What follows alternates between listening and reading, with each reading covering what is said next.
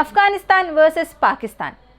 ഈ ഒരു വെടിനിർത്തൽ അല്ലെങ്കിൽ സമാധാന കരാർ നടക്കുകയാണ്. ഏതാണ്ടത് അവസാനിച്ചു. ഇനി അടുത്ത ഇവരുടെ ചർച്ചകൾ എന്നത് ദോഹയിൽ വെച്ച് നടക്കാൻ പോകുന്നതായി ഒരു അനൗൺസ്മെന്റ് വന്നിട്ടുണ്ട്. പാകിസ്ഥാൻ ഇവിടെ സമാധാനത്തിന് പച്ചക്കൊടി നൽകുമോ എന്ന് എനിക്കറിയില്ല. കാരണം അവരുടെ ടാങ്ക് ബറ്റാലിയൻസ്, അവരുടെ പ്രധാനപ്പെട്ട MLRS സിസ്റ്റംസ് ഇവയെല്ലാം ദുരന്ത് ലൈനോട് ചേർത്ത് കൊണ്ടുവരാൻ തുടങ്ങിയിട്ടുണ്ട്. സംഘർഷങ്ങൾ ആരംഭിക്കുന്നുണ്ട്. അഫ്ഗാനിസ്ഥാന്റെ പക്കലുള്ളത് കുറച്ച് മിസൈൽസ് മാത്രമാണ്, പ്രത്യേകിച്ചും frog 7 rockets, Scud missile system. ഇങ്ങനെ ചില മിസൈൽസ് ഇവരുടെ പക്കലുണ്ട്. എന്നാൽ അത് എത്ര നമ്പേഴ്സിലുണ്ടെന്ന് അറിയില്ല. അതിൽ ചില മിസൈൽസിനെ ഇന്നലെ ടെസ്റ്റ് ചെയ്ത് നോക്കിയിട്ടുണ്ട്. അതായത് ഒരു ടാർഗറ്റ് കൊടുത്തിട്ട് ആ ടാർഗറ്റിൽ ഇത് റീച്ച് ആകുന്നുണ്ടോ, ഈ മിസൈൽസ് എത്രത്തോളം ശക്തമാണ്, ഇതെല്ലാം അവർ ഇന്നലെ പരീക്ഷിച്ച് നോക്കിയിട്ടുണ്ട്. മറുവശത്ത് പാകിസ്ഥാനും അതുപോലെ തന്നെ ചെയ്യുന്നുണ്ട്. ഇതിനെക്കുറിച്ചാണ് നമ്മൾ അറിയാൻ പോകുന്നത്. ഇതോടൊപ്പം വസീറിസ്ഥാൻ പ്രദേശത്ത് വളരെ പ്രധാനപ്പെട്ട ഒരു ആക്രമണം പാകിസ്ഥാൻ സൈന്യത്തിനെതിരെ ചെയ്തിട്ടുണ്ട്. എല്ലാം ഈ വീഡിയോയിലൂടെ വിശദമായി അറിയാം.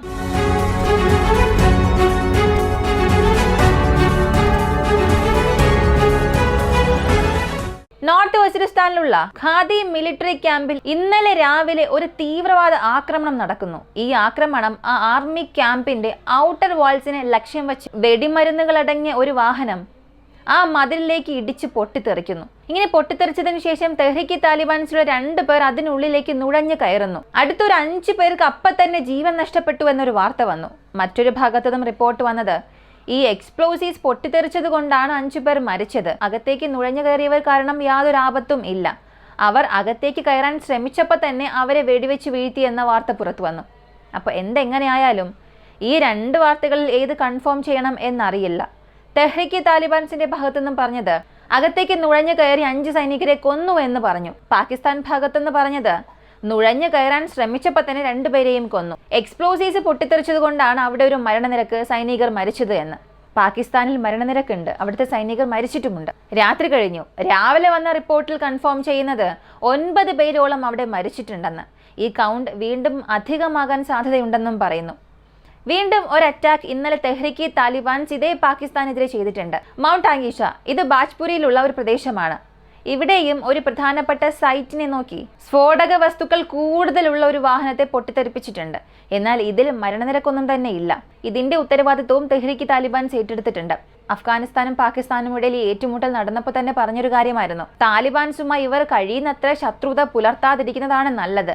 കാരണം താലിബാൻസിന് ഇവർ എതിർത്താലും തെഹ്രിക്ക് താലിബാൻസ് കാരണം പാകിസ്ഥാന് തിരിച്ചടികളും പ്രശ്നങ്ങളുമുണ്ട്.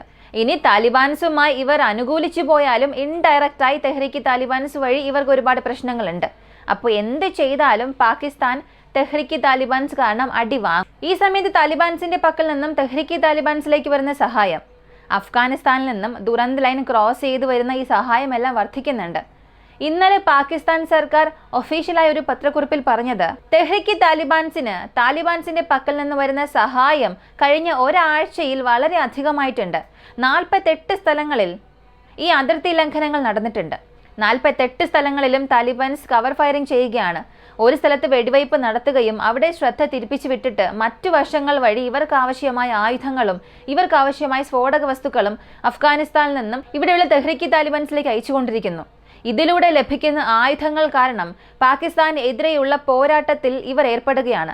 ഇങ്ങനെ ഒരു കുറ്റാരോപണം നടത്തി. ഇതൊക്കെ പാകിസ്ഥാനുള്ളിൽ നടക്കുന്ന കാര്യമാണ്. ഇനി പാകിസ്ഥാന് പുറത്ത് സംഭവിക്കുന്നത് അറിയണ്ടേ? അഫ്ഗാനിസ്ഥാൻ ഇത്തവണ വ്യക്തമായ ഒരു കാര്യം പറഞ്ഞു, ഇത്തവണ എനിക്കെതിരെയുള്ള എസ്കലേഷൻസ് ചെയ്താൽ തീർച്ചയായും നിങ്ങൾ പറയുന്നത് ഞാൻ കേൾക്കില്ല. കാരണം ഇന്നലെ അർദ്ധരാത്രിയിൽ ഒരു മിസൈൽ ടെസ്റ്റ് ചെയ്തിട്ടുണ്ട്. സ്കഡ് മിസൈൽ സിസ്റ്റമാണ് ടെസ്റ്റ് ചെയ്തത്. സോവിയറ്റ് കാലത്തിൽ നിർമ്മിച്ചതാണിത്.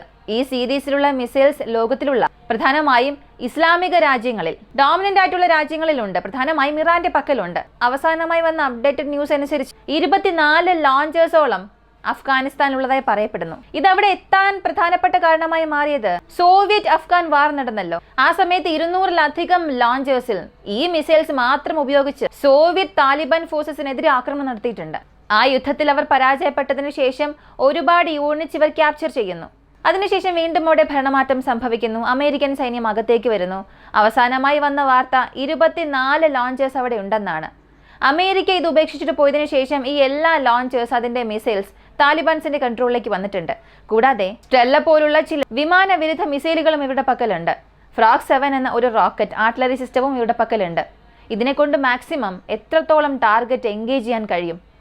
അഫ്ഗാനിസ്ഥാൻ ബോർഡറിൽ നിന്നും ഒരു മിസൈൽ ലോഞ്ച് ചെയ്താൽ 400 കിലോമീറ്റർ വരെയുമുള്ള ടാർഗറ്റിനെ സ്ട്രൈക്ക് ചെയ്യാൻ കഴിയും. മാത്രമല്ല ഇതൊരു ടാക്ടിക്കൽ മിസൈലാണ്. ഇത് ഇന്ന് നിലവിൽ പാകിസ്ഥാനുള്ള എയർ ഡിഫൻസ് സിസ്റ്റം ഉപയോഗിച്ച് അവരുടെ പക്കലുള്ളതിൽ അഡ്വാൻസ്ഡ് നോക്കിയാൽ അത് HQ-9 ആണ്. ക്രൂയിസ് മിസൈൽസിനെതിരെ ഇതിന്റെ പ്രവർത്തനം വലിയ രീതിയിൽ ഇല്ലെങ്കിൽ പോലും ബാലിസ്റ്റിക് മിസൈലുകളെ തടയാൻ അവർ ശ്രമിക്കും. പാകിസ്ഥാന്റെ തലസ്ഥാനം വരെയും ചെന്ന് ആക്രമിക്കാൻ കഴിവുള്ള കപ്പാസിറ്റി മിസൈൽസിനുള്ളതായി പറയപ്പെടുന്നു. മറ്റു ചില വാർത്തകളിൽ പറയുന്നത് പാകിസ്ഥാനുമായി ഇപ്പോൾ നടന്ന പ്രശ്നത്തിൽ ഈ മിസൈൽസ് അവർ ഫയർ ചെയ്തു എന്ന് പറയുന്നുണ്ട്. പക്ഷേ അതൊരു അൺവെരിഫൈഡ് ന്യൂസ് ആണ്. അൺവെരിഫൈഡ് അല്ല, ഒരു ഫേക്ക് ന്യൂസ് എന്ന് തന്നെ പറയാം. ഒരുപാട് അക്കൗണ്ട്സ് അത് റീഷെയർ ചെയ്തിരുന്നു. ഈ സ്കഡ് മിസൈൽസ് ഉപയോഗിച്ച് അഫ്ഗാനിസ്ഥാൻ പാകിസ്ഥാനെ ആക്രമിച്ചു എന്നൊക്കെ. അതൊക്കെ വെരിഫൈ ചെയ്യാത്ത വാർത്തകളാണ്, ഫേക്ക് ന്യൂസ് ആണ്. അങ്ങനെ ഒരു മിസൈൽ ലോഞ്ച് ചെയ്തിട്ടില്ല. എന്നാൽ ഇന്നലെ രാത്രി ഈ ഒരു മിസൈലിന് ടെസ്റ്റ് ഫയർ ചെയ്തിട്ടുണ്ട്. ഇത് സ്ട്രാറ്റജിക്കൽ വാർണിംഗ് ആയി തന്നെ മാറി. ഇതൊരു സ്ട്രാറ്റജിക്കൽ വാർണിംഗ് ആയി തന്നെ മാറും. എൻ്റെ പക്കൽ മിസൈൽ ഉണ്ട്, നിങ്ങൾ നിങ്ങളുടെ എയർഫോഴ്സ് ഉപയോഗിച്ച് എനിക്ക് നേരെ ഒരു സ്ട്രൈക്ക് ചെയ്താൽ, എനിക്കെതിരെയുള്ള ആക്രമണം നടത്തിയാൽ ഞാൻ ഈ മിസൈൽസ് ഉപയോഗിച്ച് നിങ്ങളുടെ എയർബേസിനെ ആക്രമിക്കും. എന്നാൽ പാകിസ്ഥാന് ഇതൊരു വലിയ മുന്നറിയിപ്പ് തന്നെയാണ്.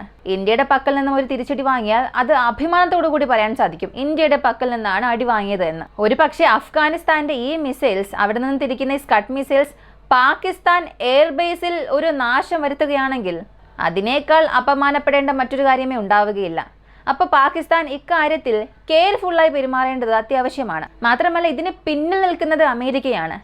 ഈ പ്രശ്നം ഇതോടുകൂടി അവസാനിപ്പിക്കണം, അല്ലെങ്കിൽ താലിബാൻസിനെതിരെയുള്ള ഈ പ്രശ്നം ദുരന്ത ലൈനോടുകൂടി അവസാനിപ്പിക്കണം എന്ന് ചിന്തിച്ചിരുന്നെങ്കിൽ ഇപ്പോൾ ഈ മൂവാകുന്ന മിലിറ്ററി എക്യുപ്മെന്റ്സിന്റെ മൂവ്മെന്റ്സ് ഒക്കെ ഇവർ ചെയ്യില്ലായിരുന്നു. എന്നാൽ ഇതിന് പിന്നിൽ വലുതായി എന്തോ ഇവർ ശ്രമിക്കുകയാണ്. ഈ ബഹ്റൈൻ എയർബേസ് എന്നത് അമേരിക്കയുടെ കൺട്രോളിലേക്ക് വരണമെങ്കിൽ താലിബാൻസ് അവിടെ സറണ്ടർ ആകാനുള്ള ശ്രമങ്ങൾ എടുക്കണം. ഇപ്പൊ നേരിട്ട് അമേരിക്ക ചെന്ന് ആക്രമിച്ചാൽ അമേരിക്കയ്ക്ക് അതൊരു മോശം പേരായി മാറും. ഇതിനകം ലോകത്തിൽ നടക്കുന്ന ഒരുപാട് പ്രശ്നങ്ങൾക്ക് ഇവരെ കാരണമായി കാണിച്ചുകൊണ്ടിരിക്കുകയാണ്.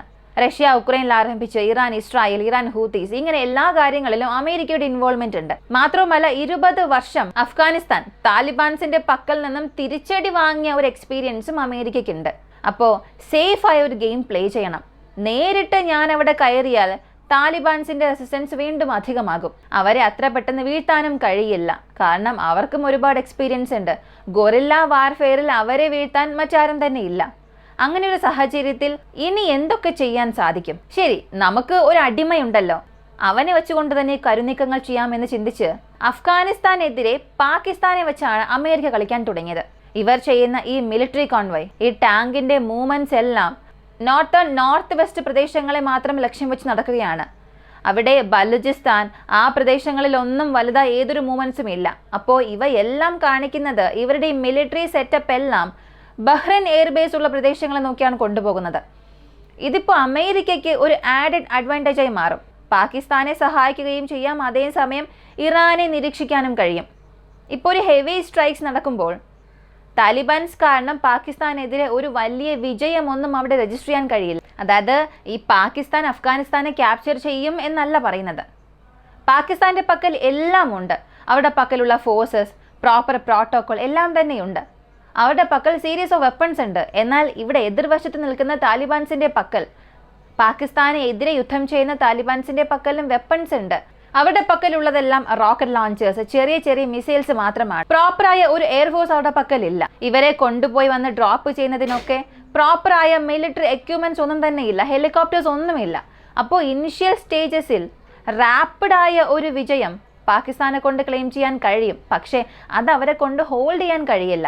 താലിബാൻസിന് നന്നായി അറിയാം, അകത്ത് പാകിസ്ഥാൻ കയറിയാൽ പാകിസ്ഥാൻ എത്രത്തോളം നഷ്ടമുണ്ടാകും. കാലാൽ പട അഫ്ഗാനിസ്ഥാനുള്ളിലേക്ക് നുഴഞ്ഞു കയറിയാൽ അവരെത്രത്തോളം തിരിച്ചടി വാങ്ങുമെന്നും അവർക്കറിയാം. അതുകൊണ്ടാണ് പാകിസ്ഥാൻ വളരെ സേഫായി സൈക്കോളജിക്കൽ വാർഫെയർ നടത്താൻ തുടങ്ങിയത്. ഇത്രത്തോളം പ്രോപ്പറായ ഒരു സൈക്കോളജിക്കൽ ഒഫൻസീവ് അല്ലെങ്കിൽ സൈക്കോളജിക്കൽ വാർഫെയർ നടത്താനുള്ള കഴിവൊന്നും പാകിസ്ഥാൻ ഇല്ല. എന്നിട്ട് കൂടിയും ഇതെല്ലാം ഇപ്പോൾ ചെയ്യുന്നുവെന്നുണ്ടെങ്കിൽ അത് ചെയ്യുന്നത് പാകിസ്ഥാൻ അല്ല. ഞാൻ പറഞ്ഞു വരുന്നത് നിങ്ങൾക്ക് മനസ്സിലായിട്ടുണ്ടാകും. അഫ്ഗാനിസ്ഥാനെതിരെ നടക്കുന്ന എല്ലാ പ്രശ്നങ്ങളും പിന്നിൽ നിന്ന് അമേരിക്കയാണ് ചെയ്യുന്നത്. എങ്ങനെയെങ്കിലും ബഹ്റൈൻ എയർബേസിനെ പിടിച്ചെടുക്കണം. അങ്ങനെ പിടിച്ചെടുത്താൽ ചൈനയുടെ ഡോമിനൻസിനും അവിടെ ചെക്ക് വയ്ക്കാൻ സാധിക്കും. ഇവിടെ ഇറാനെയും നിരീക്ഷിക്കാൻ കഴിയും. ഇത് വ്യക്തമായ പദ്ധതിയോടുകൂടി തന്നെ അമേരിക്ക ചെയ്യാൻ തുടങ്ങിയിട്ടുണ്ട്. മറ്റൊരു കാര്യം, അഫ്ഗാനിസ്ഥാൻ എന്തുകൊണ്ട് ചൈന ഹെൽപ്പ് ചെയ്യുന്നില്ല? അഫ്ഗാനിസ്ഥാനിൽ ഒരുപാട് വെപ്പൺസ് മാനുഫാക്ചറിങ് ഫെസിലിറ്റീസ് ഉണ്ട്, ഒരുപാട് വെയർഹൗസ് ഉണ്ട്. എന്നാൽ ഉള്ളതെല്ലാം ചെറിയ ചെറിയ ആയുധങ്ങൾ നിർമ്മിക്കുന്ന ശാലകളാണ്. ഗ്രനേഡ്സ്, തോക്ക്, ഇങ്ങനെയുള്ള ഫാക്ടറീസ് ആണുള്ളത്. മിസൈൽ ഫാക്ടറീസ് ഒന്നും തന്നെ ഇല്ല. കാരണം എപ്പോൾ വേണമെങ്കിലും ആ നാട് താലിബാൻസിന്റെ കൺട്രോളിലേക്ക് പോകാം എന്നുള്ളത് കൊണ്ട് അവിടെ ഏത് തരത്തിലുള്ള മിലിറ്ററി വെപ്പൺസ് മാനുഫാക്ചറിങ് ഫെസിലിറ്റീസ് അല്ലെങ്കിൽ മിസൈൽസ് ഉണ്ടാക്കുന്ന സാങ്കേതിക വിദ്യ ആരും അവിടെ കൊണ്ടുവന്നിട്ടില്ല. എന്നായാലും അതൊരു പ്രശ്നമാകാം എന്നുള്ളത് കൊണ്ട്. അപ്പോൾ ഇത്തവണ ചൈന ഇവർക്ക് സഹായിക്കാത്തത് എന്തുകൊണ്ട്? കാരണം ചൈന അഫ്ഗാനിസ്ഥാനെ സഹായിക്കുന്നുവെന്നറിഞ്ഞാൽ പാകിസ്ഥാൻ അമേരിക്കയുടെ പക്കൽ പൂർണ്ണമായും സറണ്ടർ ആകും. അപ്പോൾ ചൈനയുടെ പല ബില്യൺ പ്രോജക്റ്റ് ഇവിടെ പാകിസ്ഥാനിൽ കിടക്കുകയാണ്. അതെല്ലാം ഒറ്റയടിക്ക് അവസാനിക്കും. അപ്പോൾ റിയൽ ഗെയിം എന്നത് ഇവിടെ ചൈനയ്ക്ക് സ്റ്റാർട്ടാകും. അവർ അഫ്ഗാനിസ്ഥാനെ എങ്ങനെ കൈകാര്യം ചെയ്യാൻ പോകുന്നു, പാകിസ്ഥാനെ എങ്ങനെ അമേരിക്കയിൽ നിന്നും വേർതിരിക്കാൻ പോകുന്നു, എല്ലാം കുറച്ച് ദിവസത്തിൽ മനസ്സിലാകും. ഇതിനിടെ പാകിസ്ഥാൻ ഒഫീഷ്യലായി ഒരു കുറ്റാരോപണം നടത്തി. ഇങ്ങനെ ഒരു അറ്റാക്ക് അഫ്ഗാനിസ്ഥാനെ കൊണ്ട് ചെയ്യാൻ കഴിയില്ല. അവർ ഉപയോഗിക്കുന്ന ഈ ആയുധങ്ങളായിക്കോട്ടെ, അവർ ചെയ്യുന്ന യുദ്ധരീതി ആയിക്കോട്ടെ, ഇതെല്ലാം പിന്നിലിരുന്ന് ആരോ അവരെ കൊണ്ട് ചെയ്യിപ്പിക്കുന്നതാണ്. ഇന്ത്യ ഒരു പ്രോക്സിയായി അഫ്ഗാനിസ്ഥാനെ ഉപയോഗിക്കുകയാണ്, അഫ്ഗാനിസ്ഥാനെ വെച്ച് ഞങ്ങളെ ആക്രമിക്കുകയാണ്, ഇങ്ങനൊരു വലിയ കുറ്റാരോപണം നടത്തിയിട്ടുണ്ട്. സത്യത്തിൽ ഇവിടെ ന്യൂട്രലായി പറയണമെന്നുണ്ടെങ്കിൽ തീവ്രവാദം എന്നത് എതിരാണ്. ലോകത്തിന്റെ സമാധാനത്തിന് തന്നെ അത് പ്രശ്നമാണ്. ഇപ്പൊ തെഹ്രീക്ക് താലിബാൻസ് ചെയ്യുന്നതായിക്കോട്ടെ, ബലൂചിസ്ഥാനിൽ നടക്കുന്ന പ്രശ്നങ്ങളായിക്കോട്ടെ, ഇതൊക്കെ ആർക്കെതിരെ ചെയ്യുന്നു എന്നുള്ളത് കൂടെ നമ്മൾ ശ്രദ്ധിക്കണം. ഒന്നും ചെയ്യാത്ത ഒരു രാജ്യത്തെ നശിപ്പിക്കാനായി മറ്റൊരു രാജ്യം ഒരു വലിയ ഗ്രൂപ്പിനെ തന്നെ സൃഷ്ടിച്ചെടുത്തു. എന്നാൽ ആ ഗ്രൂപ്പ് അവനെ തന്നെ നശിപ്പിക്കും. പാകിസ്ഥാൻ എന്തുപയോഗിച്ചാണോ ഇന്ത്യ ഇത്രയും നാൾ ആക്രമിച്ചു കൊണ്ടിരുന്നത്, അതേ കാര്യം തന്നെ ഇപ്പോൾ അവരെ ആക്രമിക്കുകയാണ്. ഇപ്പോഴെങ്കിലും പാകിസ്ഥാൻ മനസ്സിലാക്കണം, ഇല്ലെങ്കിൽ വീണ്ടും അവർക്ക് ഒരുപാട് പ്രശ്നങ്ങൾ ഉണ്ടാകും. ഇന്ത്യയെ നശിപ്പിക്കണം എന്ന് ചിന്തിച്ചവരെ തന്നെ ഇപ്പോൾ നശിപ്പിച്ചുകൊണ്ടിരിക്കുകയാണ്. ഇതാണ് അഫ്ഗാനിസ്ഥാൻ പാകിസ്ഥാൻ ഇപ്പോൾ ചെയ്തുകൊണ്ടിരിക്കുന്നത്. ഈ ഒരു വീഡിയോയെക്കുറിച്ചുള്ള നിങ്ങളുടെ അഭിപ്രായം എന്താണ്? സ്കഡ് മിസൈൽസിനെ സംബന്ധിച്ചിടത്തോളം ഒരു 50-60 മിസൈൽസ് ഒരു പക്ഷേ അഫ്ഗാനിസ്ഥാന്റെ പക്കൽ ഉണ്ടാകാൻ സാധ്യതയുണ്ട്. കാരണം സോവിയറ്റ് ഉപേക്ഷിച്ചിട്ട് പോയതിനു ശേഷം അഫ്ഗാൻ ഫോഴ്സ് അത് ഉപയോഗിച്ചുകൊണ്ടിരുന്നു. അഫ്ഗാൻ പോയതിനു ശേഷം ഇപ്പോൾ താലിബാൻസ് ഉപയോഗിക്കുന്നുണ്ട്. മിനിമം 50-60 മിസൈൽസ് എങ്കിലും ഉണ്ട്. ഇതിന്റെ maximum target engagement range 400 kilometre വരെയും ഉണ്ട്. അപ്പോൾ പാകിസ്ഥാന്റെ കൂടുതൽ പ്രദേശങ്ങളെയും വടക്കൻ പ്രദേശങ്ങളെയും ആക്രമിക്കാൻ കഴിയും. ഈ മിസൈൽസ് അഫ്ഗാനിസ്ഥാൻ ഉപയോഗിക്കുകയാണെങ്കിൽ പാകിസ്ഥാന്റെ എയർ ബേസസിന് ഒരു റിയൽ ചലഞ്ചായി മാറും. പക്ഷെ കഴിഞ്ഞ തവണ അതവർ ഉപയോഗിച്ചിട്ടില്ല. പാകിസ്ഥാൻ എയർ സ്ട്രൈക്ക് ചെയ്തിട്ടും അവരത് ഉപയോഗിച്ചില്ല. അതിനുള്ള കാരണം എന്തായിരിക്കും? ഒരു പക്ഷേ ബഹ്റൈൻ ബേസ് പിടിച്ചെടുക്കണമെന്ന് കരുതി പാകിസ്ഥാൻ അകത്തേക്ക് കയറിയാൽ അതിൽ പാകിസ്ഥാനെ കൊണ്ട് വിജയിക്കാൻ കഴിയുമോ? നിങ്ങളുടെ അഭിപ്രായം എന്താണെന്നുള്ളത് കമന്റിൽ പറയുക. കൂടുതൽ അപ്ഡേറ്റ്സിനായി വോയിസ് ഓഫ് വിക്കിയെ നമ്മുടെ ചാനൽ സബ്സ്ക്രൈബ് ചെയ്യുക. മറ്റൊരു വീഡിയോയുമായി വീണ്ടും കാണാം.